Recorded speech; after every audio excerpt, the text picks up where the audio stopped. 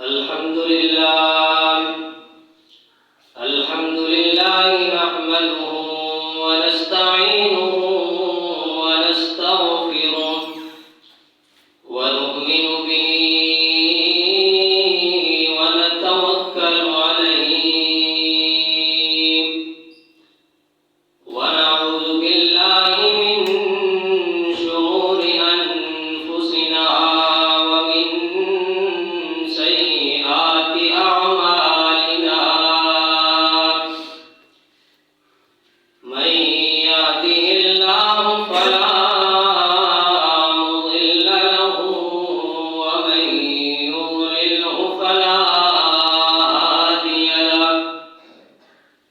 ونشهد أن لا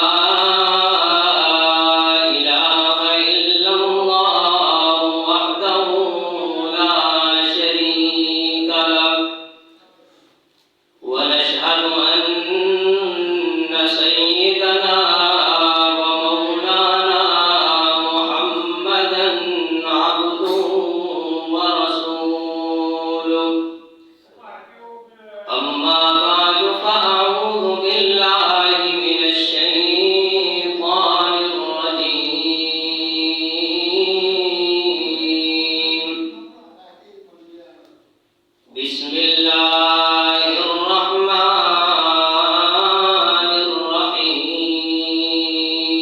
الرحيم يا أيها الذين آمنوا كتب عليكم الصيام كما كتب على الذين من قبلكم لعلكم تتقون وقال النبي صلى الله عليه وسلم إن أولى الناس بي يوم القيامة أكثرهم علي صلاة رب اشرح لي صدري ويسر لي أمري واحلل عقدة من لساني يفقهوا قولي رب زدني علما رب زدني علما رب زدني علما سبحان ربك رب العزة عما يصفون وسلام على المرسلين والحمد لله رب العالمين اللهم صل على محمد وعلى آل محمد كما صليت على إبراهيم وعلى آل إبراهيم إنك حميد مجيد اللهم بارك على محمد وعلى آل محمد كما باركت على إبراهيم وعلى آل إبراهيم إنك حميد مجيد سر سے لے کر پاؤں تک تنویر ہی تنویر ہے سر سے لے کر پاؤں تک تنویر ہی تنویر ہے جیسے منہ سے بولتا قرآن وہ تقریر ہے حسن مصطفیٰ کو دیکھ کر سوچتی ہے یہ دنیا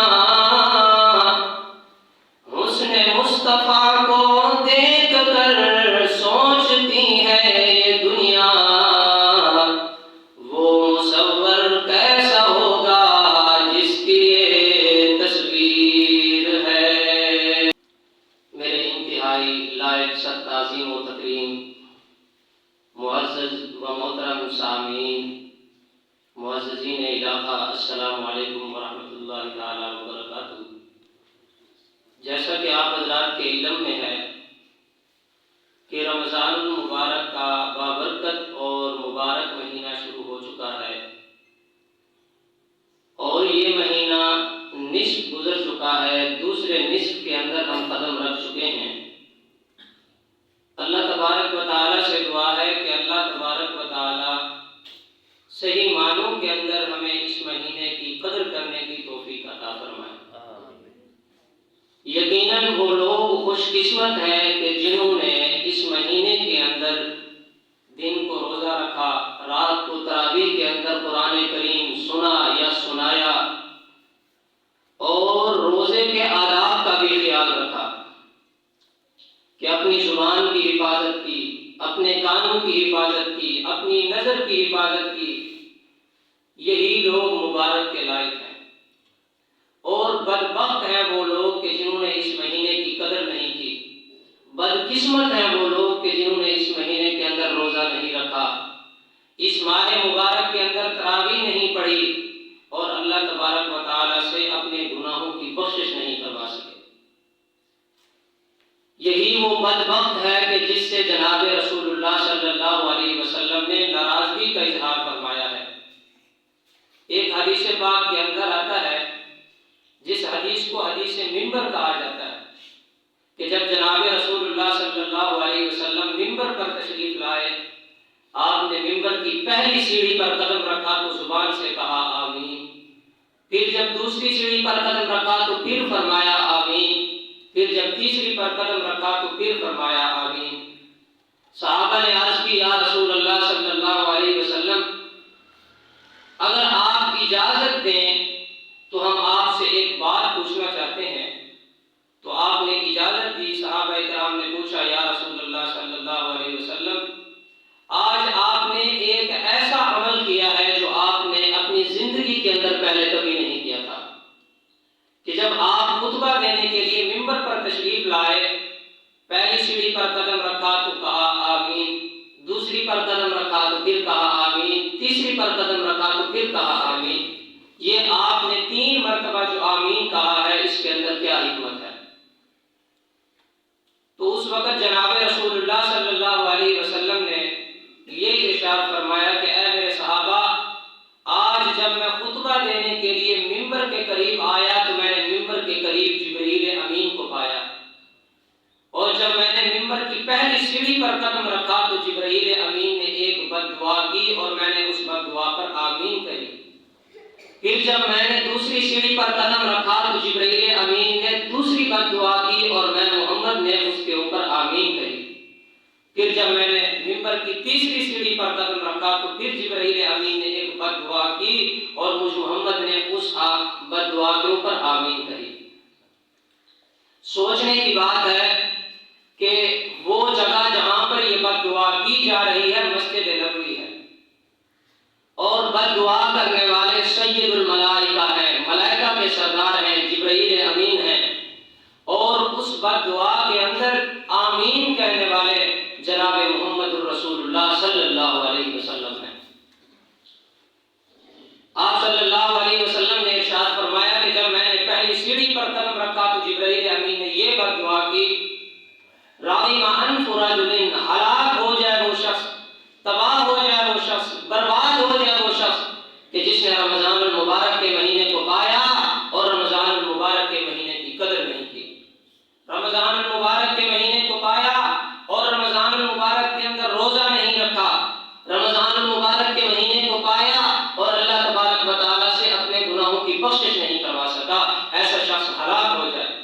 تو آپ نے فرمایا کہ مجھ محمد نے اس بد دعا کے اوپر آمین کہی ہے۔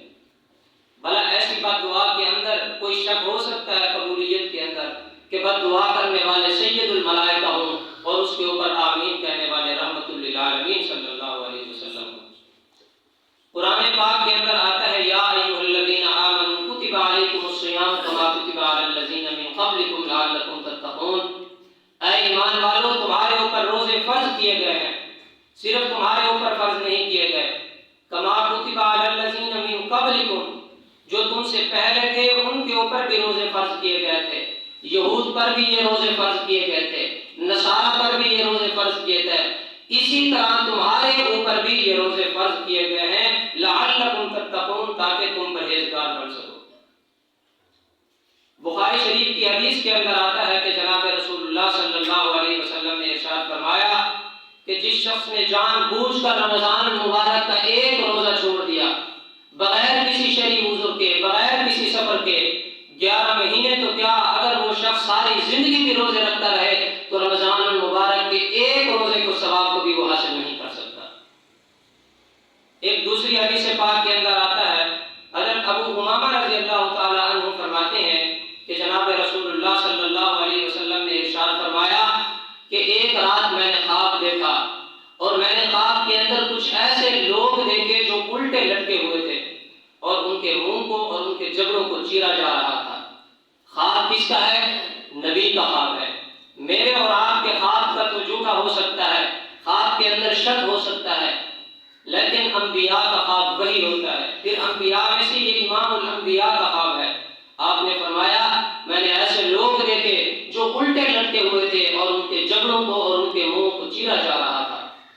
تو میں نے اللہ تبارک و تعالیٰ سے پوچھا اے اللہ یہ کون لوگ ہیں؟ تو اللہ تبارک و تعالیٰ نے فرمایا یہ آپ کی امت کے وہ لوگ ہیں جنہوں نے رمضان المبارک کے مہینے کو پایا اور رمضان المبارک کے مہینے کے اندر روزے نہیں رکھے۔ کس طرح احادیث مبارکہ کے اندر روزہ چھوڑنے والے کے متعلق وعیدات آئی ہیں، تو آپ نے فرمایا کہ پہلی بد دعا جو جبرائیل امین نے کی وہ یہ ہے کہ ہلاک ہو جائے وہ شخص، تباہ ہو جائے وہ شخص، برباد ہو جائے وہ شخص جو رمضان المبارک کے مہینے کو تو پاتا ہے لیکن رمضان کے مہینے کی قدر نہیں کرتا، تعظیم نہیں کرتا، تکریم نہیں کرتا، رمضان المبارک کے مہینے میں روزے نہیں رکھتا، تراویح نہیں پڑھتا اور اللہ تبارک و تعالیٰ کی ذات سے اپنی بخشش نہیں کروا سکتا۔ پھر آپ نے فرمایا کہ جب میں نے دوسری سیڑھی پر قدم رکھا تو جبرائیل امین نے ایک دوسری بد دعا کی۔ جبرائیل امین نے کہا کہ ہلاک ہو جائے وہ شخص، تباہ ہو جائے وہ شخص، برباد ہو جائے وہ شخص کہ جو شخص کہ جب اس کے سامنے جناب رسول اللہ صلی اللہ علیہ وسلم کا، امام الانبیاء کا، آمنہ کے لال کا، عبداللہ کے ربط جگر کا، صاحب جمال و کمال کا، محبوب رب ذوالجلال کا، امام الانبیاء کا، سید الانبیاء کا، محمد مصطفیٰ احمد مجتبیٰ کا نام نامی آئے اور وہ مجھ محمد کی ذات پر درود نہ پڑھے، جبرائیل نے کہا ایسا شخص بھی ہلاک ہو جائے، اور میں نے اس دعا پر کہا آمین۔ ہم جتنی بھی عبادات کرتے ہیں ان عبادات کے اندر درود شریف کو ایک انوکھی فضیلت حاصل ہے۔ ہم قرآن کریم کی تلاوت کرتے ہیں، حج کرتے ہیں، نماز پڑھتے ہیں، صدقہ دیتے ہیں، خیرات کرتے ہیں، جتنی بھی عبادات کرتے ہیں، پتہ نہیں کہ اللہ تبارک و تعالیٰ کی بارگاہ کے اندر یہ قبول ہوتی ہیں یا نہیں ہوتی، لیکن درود پاک ایک ایسی عبادت ہے جلوت کے اندر پڑھو تب بھی قبول ہے، خلوت کے اندر پڑھو تب بھی قبول ہے، دن کے اندر پڑھو تب بھی قبول ہے، رات کے اندر پڑھو تب بھی قبول ہے، حتیٰ کہ بغیر وضو کے پڑھو تب بھی قبول ہے۔ ابو داؤد کی ایک حدیث پاک کے اندر آتا ہے کہ جناب رسول اللہ صلی اللہ علیہ وسلم نے فرمایا کہ جو شخص مجھ پر ایک مرتبہ درود بھیجتا ہے اللہ تبارک و تعالیٰ اس پر 10 مرتبہ رحمتیں نازل فرماتے ہیں۔ حضرت علی رضی اللہ تعالیٰ عنہ فرماتے ہیں کہ جناب رسول اللہ صلی اللہ علیہ وسلم نے فرمایا کہ بخیل ہے وہ شخص کہ جس کے سامنے میرا تذکرہ کیا جائے اور وہ مجھ محمد کے اوپر درود نہ پڑھے۔ یہاں مال نہ دینے والے کو بخیل نہیں کہا گیا، یہاں دولت نہ دینے والے کو کنجوس نہیں کہا گیا، بلکہ آپ نے اس کو بخیل کہا ہے، اس کو کنجوس کہا ہے جو آپ کی ذات کے اوپر درود پاک نہیں پڑھتا۔ میرے دوستو چند کام ایسے ہیں جو ہم انسان کرتے ہیں، مخلوقات تو کرتی ہے، لیکن اللہ تبارک و تعالیٰ ان کاموں کے کرنے سے پاک ہے۔ ہم کھاتے ہیں، پیتے ہیں، سوتے ہیں، اٹھتے ہیں، جاتے ہیں، یہ تمام کام ہم کرتے ہیں، لیکن اللہ تبارک و تعالیٰ کی ذات ان تمام کاموں سے پاک ہے۔ تو کچھ کام ایسے ہیں جو اللہ تبارک و تعالیٰ کی ذات کے ساتھ خاص ہیں جو ہم نہیں کرتے، ہم ان سے عاجز ہیں۔ قرآن کریم کے اندر اللہ تبارک و تعالیٰ نے فرمایا یا ایھا الذین آمنوا صلوا علیہ وسلموا تسلیما، اے ایمان والو جناب رسول اللہ صلی اللہ علیہ وسلم کی ذات اقدس کے اوپر درود پاک بھیجا کرو۔ ان اللہ و ملائکتہ یصلون علی النبی، کہ اللہ تبارک و تعالیٰ بھی اور اللہ کے فرشتے بھی حضور کی ذات پر درود بھیجتے ہیں۔ یہی وہ کام ہے جس کے اندر اللہ تبارک و تعالیٰ بھی شریک ہے اور اللہ کی مخلوق بھی شریک ہے، کہ اللہ تبارک و تعالیٰ بھی اپنے پیغمبر پر درود بھیجتے ہیں، اللہ کی مخلوقات میں سے ملائکہ بھی درود بھیجتے ہیں، اور انسان اور جن بھی حضور کی ذات پر درود بھیجتے ہیں۔ اور تیسری کا دعا حضور نے فرمایا کہ جبرائیل امین نے یہ کی کہ ہلاک ہو جائے وہ شخص، تباہ ہو جائے وہ شخص، برباد ہو جائے وہ شخص کہ جس کے والدین ہیں اور اس نے والدین کی خدمت نہیں کی، اور خدمت کے ذریعے اس نے اللہ تبارک و تعالیٰ سے جنت نہیں خریدی۔ یہی وہ والدین ہیں کہ جن کے متعلق اللہ تبارک و تعالیٰ نے قرآن کریم کے اندر فرمایا وَقَضَىٰ رَبُّكَ أَلَّا تَعْبُدُوا إِلَّا إِيَّاهُ وَبِالْوَالِدَيْنِ إِحْسَانًا۔ اس آیت کے اندر اللہ تبارک و تعالیٰ نے دو حکم بیان کیے ہیں۔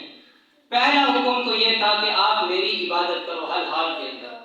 اور دوسرا حکم کیا تھا کہ آپ اپنے والدین کے ساتھ حسن سلوک کیا کرو۔ حدیث پاک کے اندر آتا ہے کہ جناب رسول اللہ صلی اللہ علیہ وسلم نے ارشاد فرمایا کہ اللہ تبارک و تعالیٰ کی رضا والدین کی رضا کے اندر ہے، اور اللہ تبارک و تعالیٰ کی ناراضگی والدین کی ناراضگی کے اندر ہے۔ یہ تیسری بد دعا تھی جو حضرت جبرائیل امین علیہ السلام نے کی، اور جناب رسول اللہ صلی اللہ علیہ وسلم نے اپنے منبر کی تیسری سیڑھی پر کھڑے ہو کر آمین کہی۔ بخاری شریف کی حدیث کے اندر آتا ہے کہ جناب رسول اللہ صلی اللہ علیہ وسلم نے فرمایا کہ 3 شخص ایسے تھے جو سفر کر رہے تھے، دوران سفر بارش آئی تو وہ تینوں ایک غار کے اندر چلے گئے، اور غار کے اندر گئے تو ایک پتھر اوپر سے نیچے آیا اور غار کا دروازہ بند ہو گیا۔ اب وہ تینوں بڑے حیران ہو گئے، بڑے پریشان ہوئے، اور یہ کہا کہ آج تو ہم اس موت کے منہ سے نہیں نکل سکتے۔ تو ان میں سے ایک سمجھدار شخص نے کہا اگر آپ نے اپنی پچھلی زندگی کے اندر کوئی ایسی نیکی کی ہے جو خالصتاً اللہ کی رضا کے لیے کی ہو تو آپ اللہ تبارک و تعالیٰ کو اس کا وسیلہ دے دیجئے، اے اللہ میری اس نیکی کے بدلے مجھے اس غار سے نکال دیجئے۔ تو ان میں سے ایک شخص نے کہا ہاں میں نے ایک عمل کیا تھا، محض اللہ کی رضا کے لیے کیا تھا۔ تو اس دوسرے نوجوان نے کہا پھر اللہ تبارک و تعالیٰ سے دعا کیجئے اور اپنی اس نیکی کا وسیلہ دیجئے۔ تو اب اس شخص نے دعا کے لیے ہاتھ اٹھائے اور رب العالمین کی بارگاہ کے اندر یہ دعا کرتا ہے اے اللہ تو جانتا ہے کہ میں بکریوں کا ایک چرواہا تھا، ساری دن بکریاں چرایا کرتا تھا، سارا دن میں محنت کرتا تھا، جب رات کو گھر آتا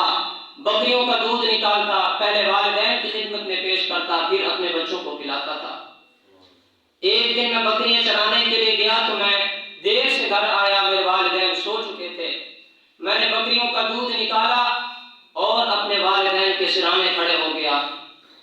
اور میں یہ سوچتا رہا کہ ابھی میرے والدین اٹھیں گے اور میں اپنے والدین کو یہ دودھ پیش کروں گا۔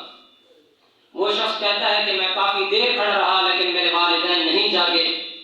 تو میرے دل کے اندر یہ خیال آیا چلو یہ پیالہ دودھ کا اپنے بچوں کو پلا دیتا ہوں، پھر دوسرا دودھ لے کر والدین کے سرانے کھڑا ہو جاؤں گا تو والدین کو وہ دودھ پلا دوں گا۔ لیکن پھر میرے ذہن میں یہ بات آئی اگر میں یہ دودھ کا پیالہ لے کر اپنے بچوں کے پاس چلا گیا، ادھر میرے والدین اٹھ گئے اور انہوں نے مجھے نہیں پایا، اگر وہ مجھ سے ناراض ہو گیا تو پھر میرا کیا بنے گا؟ کہتا ہے میں یہ سوچ لیتا، پھر کافی دیر کے لیے کھڑا ہو گیا، پھر کچھ وقت گزرا تو میرے ذہن میں یہ بات آئی کہ میں اپنے والدین کو اٹھا دیتا ہوں کہ میں سارا دن بکریاں چراتا رہا، تھکا ہوا ہوں، اب میں دودھ لے کر کھڑا ہوں، آپ اٹھ جائیں اور دودھ پی لیں، پھر میں بھی سو جاتا ہوں، آپ بھی سو جائیں۔ پھر کہتا ہے کہ میں نے کہا جیسے میں تھکا ہوا ہوں، میرے والدین بھی ضعیف ہیں، کمزور ہیں، بیچارے تکلیف کے اندر ہیں، اب وہ آرام سے سو رہے ہیں، میں ان کو کیسے جگاؤں؟ اگر میں ان کو جگاؤں تو شاید ان کے آرام کے اندر خلل آ جائے اور ان کو یہ بات اچھی نہ گزرے۔ تو کہتا ہے پھر یہ سوچ لے کر میں کھڑا ہو گیا، کہتا ہے اے اللہ میں یہی سوچ کر ساری رات کھڑا رہا، اگر یہ میرا عمل تیری رضا کے لیے تھا تو اے اللہ اس غار کے دروازے سے اس پتھر کو ہٹا دیجیے۔ آپ صلی اللہ علیہ وسلم نے فرمایا کہ اس شخص نے جب دعا سے ہاتھ نیچے کیے تو اللہ تبارک و تعالی نے غار کے ایک حصے سے پتھر کو نیچے کر دیا اور باہر کی روشنی اندر آنے لگی۔ پھر دوسرے شخص نے دعا کے لیے ہاتھ اٹھائے اور یہ کہا، اے اللہ، آپ کو تو پتا تھا کہ میں اپنی چچا زاد بہن کے ساتھ کتنی محبت کرتا تھا کہ جتنی ایک مرد کو ایک عورت کے ساتھ ہوتی ہے، میں نے اس کو مال دیا، 100 دینار دیے، 100 دینار، اور اس سے یہ کہا کہ مجھے اپنے ساتھ خواہش پوری کرنے دے۔ تو میری اس چچا زاد بہن نے کہا، اے اللہ کے بندے، جس کا تو بندہ ہے، خدا کا خوف کر، اس خدا سے ڈر جا۔ کہتا ہے، اے اللہ، میں تیرے ڈر کی وجہ سے اس دن رک گیا تھا، اگر یہ میرا عمل تیری رضا کے لیے تھا، اے اللہ، اس غار کے دروازے سے پتھر کو ہٹا دیجیے۔ آپ صلی اللہ علیہ وسلم نے فرمایا کہ غار کے دوسرے حصے سے بھی وہ پتھر ہٹ گیا، اب ایک حصہ بچا تھا۔ اب تیسرے شخص نے دعا کے لیے ہاتھ اٹھائے اور یہ کہا، اے اللہ، میں نے ایک شخص کو مزدوری پر رکھا تھا، اجرت پر رکھا تھا، جب اجرت دینے کا وقت آیا، مزدوری دینے کا وقت آیا، تو میں نے مزدور کو مزدوری پیش کی، تو اس نے کہا یہ مزدوری تو تھوڑی ہے، اور وہ مزدوری چھوڑ کر چلا گیا۔ تو میں نے اس مزدوری کے پیسوں سے بکریاں خریدیں، پھر وہ بکریاں بڑھتی گئیں، حتیٰ کہ ان کے چرانے کے لیے میں نے ایک چرواہے کو خریدا، اور وہ بکریاں اتنی بڑھی کہ وہ ایک بہت بڑا ریوڑ بن گیا۔ پھر چند عرصے کے بعد وہ آیا اور وہ کہنے لگا کہ جو میں نے مزدوری کی تھی، تھوڑی بہت جو بھی اجرت تھی، جو بھی مزدوری تھی، آپ مجھے دے دیجیے۔ تو میں نے اس سے کہا، یہ رہا بکریوں کا ریوڑ اور یہ رہا اس کا چرواہا، آپ ریوڑ کو بھی لے جائیں، چرواہے کو بھی لے جائیں۔ تو وہ شخص ہنسنے لگا اور کہنے لگا، اے اللہ کے بندے، میرے ساتھ مذاق کرتا ہے، اس دن میں آیا تو نے مجھے تھوڑی سی اجرت دی، آج میں آیا ہوں تو مجھے ریوڑ دے رہا ہے، ساتھ میں چرواہا دے رہا ہے، میرے ساتھ کیوں مذاق کرتا ہے؟ تو اس شخص نے کہا، تو میں نے اس مزدور کو جواب میں یہ کہا، اے اللہ کے بندے، تو مزدوری چھوڑ کر چلا گیا تھا، میں نے تیرے مزدوری کے پیسوں سے بکریاں خریدی، وہ بکریاں بڑھتی گئیں یہاں تک کہ وہ ایک ریوڑ بن گیا، اور میں نے ان کے چرانے کے لیے ایک چرواہے کو خریدا، یہ چرواہا بھی تیرا ہے، بکریوں کا ریوڑ بھی تیرا ہے، چرواہا بھی لے جا اور بکریوں کا ریوڑ بھی لے جا۔ آپ صلی اللہ علیہ وسلم نے فرمایا کہ جب اس شخص نے یہ دعا کی تو اللہ تبارک و تعالیٰ نے غار کے تیسرے حصے سے بھی پتھر کو ہٹا دیا، غار کا دروازہ کھل گیا اور وہ تینوں شخص باہر چلے گئے اور خوشی کے ساتھ اپنے گھروں کو چلے گئے۔ یہ کوئی کہانی نہیں تھی، یہ بخاری شریف کی حدیث ہے۔ تو میرے بھائیو، دوستو، بزرگوں، رمضان المبارک کے مہینے کے اندر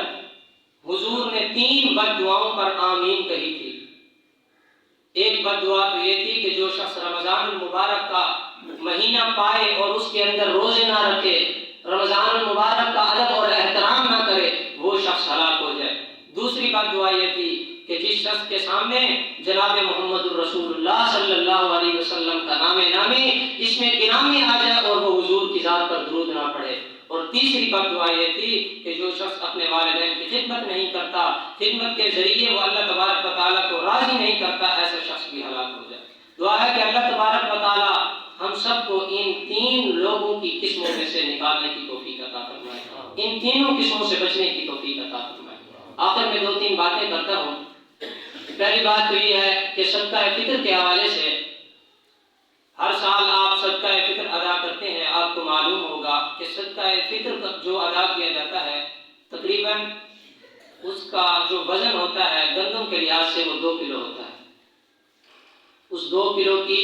قیمت انسان نے صدقہ فطر میں ادا کرنی ہوتی ہے۔ یہ لوگوں کے حساب سے ہے، جو زیادہ امیر ہیں وہ کشمش بھی دے سکتے ہیں، کھجور بھی دے سکتے ہیں، جو کھجور، یہ تمام چیزیں، گندم، یہ لوگوں کے حساب سے ہیں۔ عموماً جو معاشرے میں دی جاتی ہے وہ گندم کے حساب سے دی جاتی ہے، اور ہر علاقے کے اندر گندم کا ریٹ اپنا ہوتا ہے۔ ہمارے اس علاقے کے اندر جو ریٹ ہے وہ 2 کلو کا احتیاطاً 150 روپیہ بتایا گیا ہے۔ اور صدقہ فطر اپنی طرف سے بھی ادا کرنا ہوتا ہے، اپنی گھر والی کی طرف سے بھی ادا کرنا ہوتا ہے، اور اپنے بچوں کی طرف سے بھی ادا کرنا ہوتا ہے۔ وہ بچہ جو عید کے دن طلوع فجر سے پہلے پیدا ہو جائے اس کی طرف سے بھی یہ ادا کرنا ہوتا ہے۔ لہذا رمضان المبارک کے 10 دن باقی ہیں، اگر کسی نے صدقہ فطر ادا کرنا ہے تو اپنے ہمسایوں کو، جو غریب ہیں، یتیم ہیں، بیوہ عورتیں ہیں، ان کو ادا کر سکتا ہے۔ اسی طرح اعتکاف کے حوالے سے، اعتکاف کی حدیث پاک کے اندر بہت زیادہ فضیلت آئی ہے۔ اعتکاف جناب رسول اللہ صلی اللہ علیہ وسلم کی سنت ہے۔ آپ صلی اللہ علیہ وسلم ہر سال اعتکاف کے اندر بیٹھا کرتے تھے، اور جب آپ صلی اللہ علیہ وسلم کا آخری رمضان المبارک تھا تو آپ صلی اللہ علیہ وسلم نے آخری رمضان المبارک کے اندر 20 دن اعتکاف کیا تھا۔ حدیث پاک کے اندر آتا ہے کہ آپ صلی اللہ علیہ وسلم نے ارشاد فرمایا کہ جو شخص محض اللہ کی رضا کے لیے خالص نیت کے ساتھ اعتکاف میں بیٹھتا ہے تو اللہ تبارک و تعالیٰ اس کو 2 مقبول حج اور 2 عمروں کا ثواب عطا فرماتے ہیں۔ غریبوں کے لیے تو یہ اللہ تبارک و تعالیٰ کی طرف سے خصوصی پیکیج ہے رمضان کے اندر، کہ جن کے پاس وسائل نہیں، پیسہ نہیں، دولت نہیں، مال نہیں، کہ وہ پیسہ خرچ کر کے، مال خرچ کر کے حج کے لیے جائیں، عمرے کے لیے جائیں، تو رمضان المبارک کے آخری 10 دنوں کے اندر اگر وہ اللہ کی رضا کے لیے اعتکاف میں بیٹھتے ہیں، اللہ تبارک و تعالیٰ 2 مقبول حج اور 2 مقبول عمروں کا ثواب عطا فرماتے ہیں۔ اعتکاف کے اندر اس بات کا خصوصی خیال رکھنا ہے کہ بعض آپ اعتکاف کے اندر تو بیٹھے ہوتے ہیں، لیکن باہر جاتے ہیں، مسجد سے باہر جا کر بات چیت کرتے ہیں، گفتگو کرتے ہیں، بلا ضرورت باہر مسجد سے نکل جاتے ہیں۔ بلا ضرورت مسجد سے باہر نہیں نکلنا۔ شرعی عذر کی بنا پر آپ مسجد سے باہر نکل سکتے ہیں، قضاء حاجت کے لیے آپ باہر نکل سکتے ہیں۔ اسی طرح جب اعتکاف میں بیٹھیں تو اس بات کا خاص خیال رکھیں کہ آپ کی نیت خالص ہونی چاہیے۔ انما الاعمال بالنیات، کہ اعمال کا دار و مدار نیتوں کے اوپر ہوتا ہے۔ جس کی نیت جتنی خالص ہوتی ہے اللہ تبارک و تعالیٰ اس کو اتنا ہی اجر اور ثواب عطا فرماتے ہیں۔ یہ نیت نہیں ہونی چاہیے کہ میں 10 دن مسجد کے اندر بیٹھ جاؤں گا، گھریلو کام کاج سے بچ جاؤں گا، مسجد کے اندر بیٹھ جاؤں گا، یا آرام کے ساتھ، سکون کے ساتھ، اپنے دوستوں کے ساتھ گپ شپ بھی ہوتی رہے گی، موبائل بھی چلاتے رہیں گے، 10 دنوں کا کھلا ٹائم مل جائے گا، تو یہ نیت نہیں ہونی چاہیے۔ محض اللہ کی رضا کے لیے نیت ہونی چاہیے کہ میں اعتکاف کے اندر بیٹھوں گا، اللہ کی رضا کے